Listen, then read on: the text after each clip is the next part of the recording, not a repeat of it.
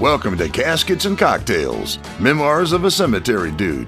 Get ready for a hilarious dive into the world of death care where cemetery industry veteran Mr. Danny and his daughter Katie will answer all those crazy questions you've been dying to ask. Go ahead and pour yourself a drink, pull up a rocking chair, and get ready for some laughs because we guarantee Caskets and Cocktails will be the last ones to let you down.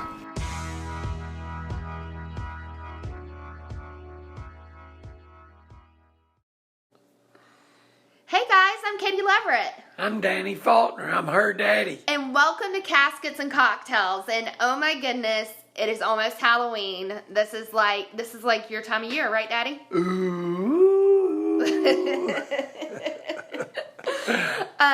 So our podcast is doing so good, Dad. I cannot believe it. We are over 500 downloads as of right now. Really? Yes. Wow. Can you believe it? They like us. I can't. Hey, I'm surprised.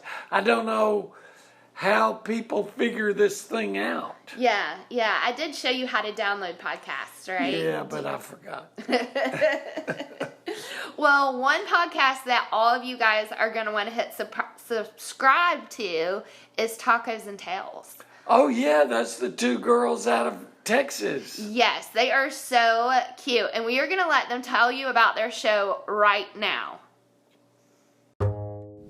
Hey guys, I'm Liz. And I'm Jane. And we're two sisters that host Tacos and Tales, a deliciously scary podcast for the taco enthusiast.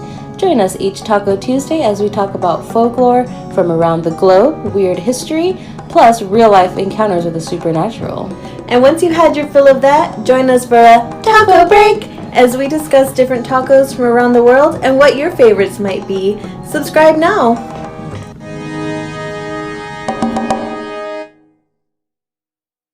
Hey Katie and Mr. Danny, this is Liz from Tacos and Tales podcast. First of all, I just want to say how much I love your podcast. It's super fun and unique. So my question to Mr. Danny is, have you ever stumbled upon evidence of any kind of rituals that may have taken place in one of your cemeteries, or even caught some people in the act? Liz, that was the perfect question for Halloween. I love it. So, Daddy. Great question. I don't know. Have you ever come across any kind of creepy rituals? Creepy rituals. Mm-hmm. Well, yeah. You have? Yeah, I don't know that you got the stomach for it, but I worked for a international company in mergers and acquisitions, and I bought a cemetery in Oregon. Okay. And Oregon. Yeah, I'm already a little creeped out. I know. I just think it's spooky there. Well, all the rain and the moss and fog and all that. But it's a beautiful state. It's a gorgeous state. The people are wonderful. But I bought this cemetery one evening. Actually, we closed in the evening. And so the next day I got up and drove to the cemetery. And when I got there, it was just covered in police cars. Oh, that is not a good sign. No, I thought to myself, this is not going to be a good morning. And I think not. They had all the blue lights on and all this sort of thing. And so at the time I was a young fella, and I was very authoritarian. Okay. And so I swaggered up to the police. I remember that guy. And you do? Yeah. Boy, that was a long time ago. And so I said, what the hell's going on here? Uh-huh. And they said, well, you've got a problem. Oh, no. I said, what do you mean I've got a problem? And they said, come here. So we circled around behind this mausoleum, and there was a casket out there, and it was opened up. Like laying on the ground? Oh, yeah. They had taken a sledgehammer and busted out the granite. No. Yes. That is hard to do. That's not like an accidental, like the casket just fell out of the It mausoleum. didn't or happen something. by accident. Oh no. So they took a sledgehammer and they busted, and they left the sledgehammer there. Oh.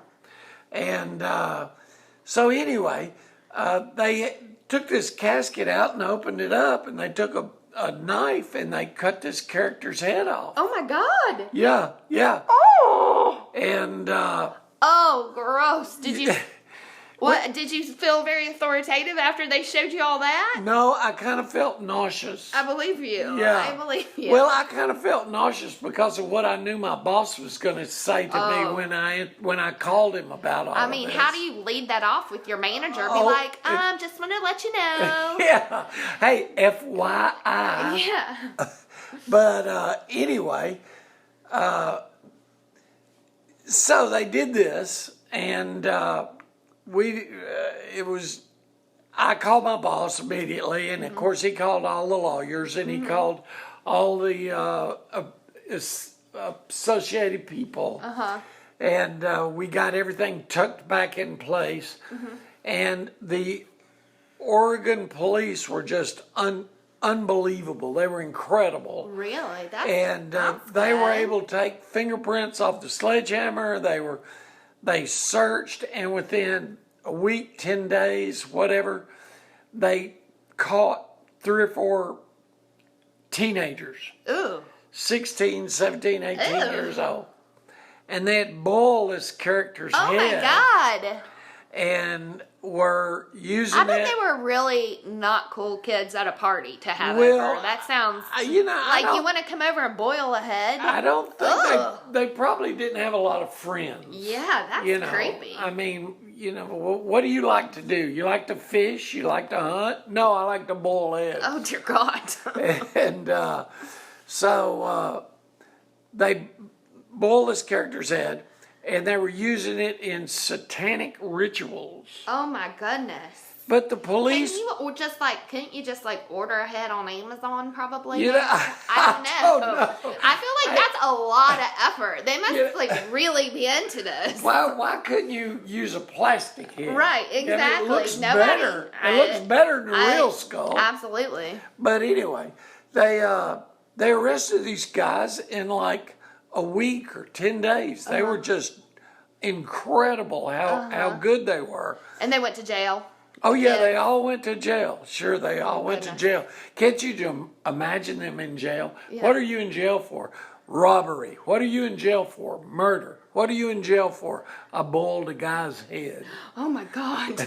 I bet they left them alone. I bet so. I bet they had their own little prison wing, right. one of those scary prisoner movies. But that was the ritual And now that is a ritual. that I came upon. So did you get the head? Did they get the head back? They got the head back. How did they bring it to you? Did they put it in a grocery sack or something? No, they gave it to a funeral home, and the funeral home brought it back to us, and we got the family back, and the family signed all these agreements and forms that we can put the head in the casket, which we did.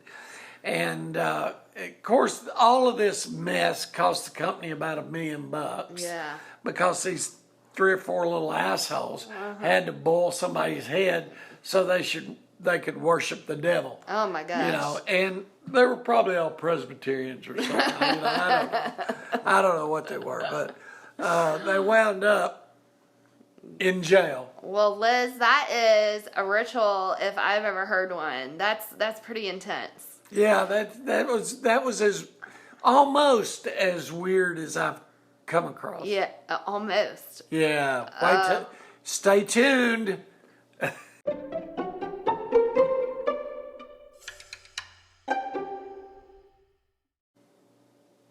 So welcome back. That was super creepy. I had to take a break.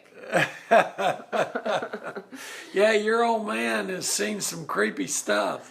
Yeah, so speaking of creepy and with it being Halloween, the question that I get, I think it's the most common question you probably get too, is seeing ghosts in the cemetery. I've never seen a ghost in the cemetery. I'm not saying I've never seen a ghost. Yeah. I want to clarify that. That's a story for another time. But I've never seen one in the cemetery. Have you? Well, I think that there's a lot of things out there that we don't know, that we don't understand. Right. I personally have not seen one. Okay. Okay. However, we had a historic cemetery on the side of Missionary Ridge in Chattanooga, Tennessee. Okay. And the cemetery was there during the Civil War, during the Battle of the Missionary Ridge. And there was a hospital there, and people died there, and they were buried there, and, all that kind of mess. Yeah. And that's like the beginnings of the best ghost story ever, right? I know. But I watch it on TV, and that's how they all start. They're like, it was an old army hospital. Yeah, but this particular ghost story doesn't have anything to do with that. Oh, okay. Okay, so there are older sections of the cemetery, and as the cemetery came closer to the road, it was newer cemeteries. Newer sections. Okay, so I was in the office one day, and two ladies came in. And we sold flowers. Yep. We sold silk flowers for vases and stuff like that.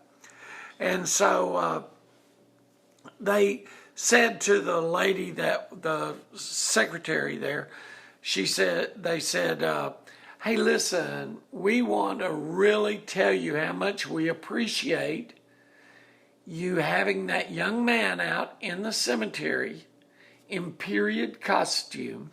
Oh. Who really helped us. Well, I knew the employees, and I had an idea when she said period costume. That's uber strange. Yeah. And so I walked up and I said, excuse me, ma'am. I said, I work here, and I was interested in what you just said about one of our employees being in period costume. I said, could you describe the period costume? And they said, yeah, he was wearing a pork pie flat straw hat. Okay. A striped blazer. He had on white slacks, and he had on spats. He sounds like a sharp-dressed little dude. And he had one of those little penciled-in mustaches. I like it. And they said he was so nice. He was so helpful. He showed them, they couldn't find the grave they were wanting, and he took them straight to it. And they were saying that they wanted some flowers, and he told them that we sold flowers in the office to go into the office, and we would sell them the flowers and all this sort of stuff. And so he was extremely helpful. And then he left them where they were, and he walked over the hill. And so they came in and they bought the flowers, and after they explained it to me, I drove up there. Right. And I drove around that section of the cemetery. There was nobody there.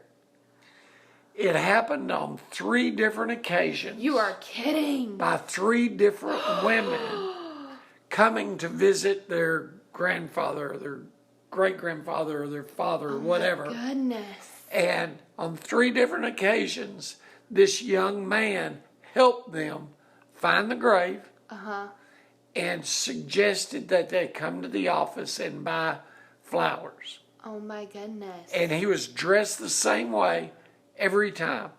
Every time they came, I went up there to look and couldn't find him. Did you pack like commission money for sending you his sales? I should have put $100 in an envelope. Right, and left it out put there. It up there. But I didn't know which headstone to put it on. Wow. But and he was always like nice and polite. He was very polite. And he knew exactly where all the graves were. Exactly. Wow. He was very nice, very polite.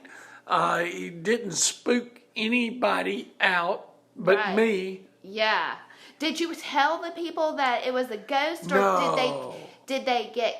were they creeped out? No, they were not. They thought it was an employee. They thought it was somebody that worked for us, dressed in period costume for that area. Because that area, most of the people were buried in the 20s. And which matches perfectly with his exactly. outfit. And so most of the people were buried in the 20s. And so they thought that we hired somebody to help people. And of course, this was several years ago when, there were fathers and grandfathers buried in the 20s. Right. So it wasn't really old like it is today. And so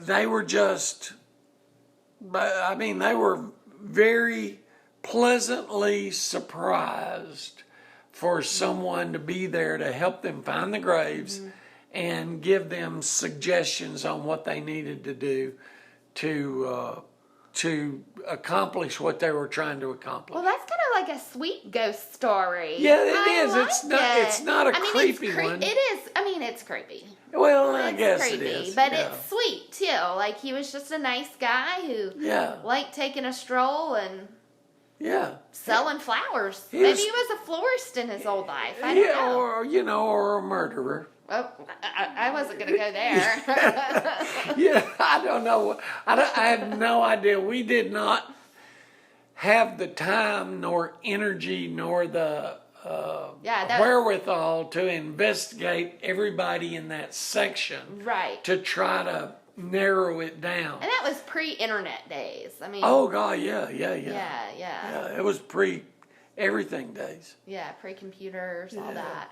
Right. Wow. That's a good one. I love that. But I did have a cell phone.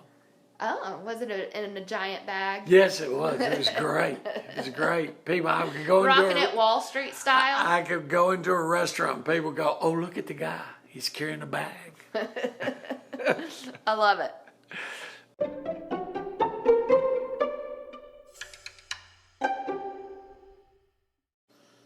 Oh my goodness. So those were two totally creepy, spooky, kind of gross You think? stories to get you in the mood for Halloween, I think. Yeah, I'm in the mood. I'm in the mood. I love this time of year. It's so fun, and Good. I love hearing just spooky stories. And Kristen, who is a listener in Minnesota, she in St. Anthony, Minnesota. Oh wow! She actually it's cold up there. It is cold, and she works in the death care industry too. She is a funeral director's assistant, and one time she came early to the mausoleum to set up for the funeral, and she knew that she was alone. She said, above me on the marble floor, I heard the distinct clicking of high heel shoes. She said they were very slow, then they stopped, and then they began again. She said that it's a super small area up there, so she went up to see who was up there, and nope. Nothing, no one. It totally freaked her out. She took off, went on outside, and she waited for the funeral director to get there. That's a pretty creepy story. Well, mausoleums can be a little bit scary. Yeah, and it's because they echo a lot. They echo a lot, and then to know that you're alone in there, and then to hear someone walking, and the high heels in a mausoleum is very loud. I mean, you know somebody's walking around. So well, too, in Minnesota, it's probably covered in snow, so there's no sound escaping. Yeah. Oh, I didn't think about that. So it's extra echoey. Extra echoey. Ooh, Kristen. Ooh. I love it. Kristen, thank you for your story. And guys at home, if you have creepy stories that you want to share with us, or if you have questions or comments about the show, be sure to download the Anchor app. You can leave us a voicemail on that, or you can send us an email at casketsandcocktails@gmail.com. And we can't forget to tell everybody to not only subscribe to Caskets and Cocktails, but our friends over at Tacos and Tales. Tacos and Tales as well. Their stories are awesome. It's so fun, and I mean, I just like it when they say taco break. I think that's so cute. I like those gals. Yeah, they're good, and you guys will like the show too. So be sure to subscribe to both. And you know what? If you are out on iTunes looking at an Apple podcast, please, please, please leave us a review. We want to hear your feedback. We'd love to hear from you. And I also want to know what everybody's going to be for Halloween. Hey, I didn't even think about that. What are you going to be? I'm going to be an old white man. Oh my goodness. Yeah, it works. Yeah, it works for me. It fits you every year, it works apparently. For me, yeah. Listen, all I've got to say is please, if you like us, tell your friends about us. Absolutely.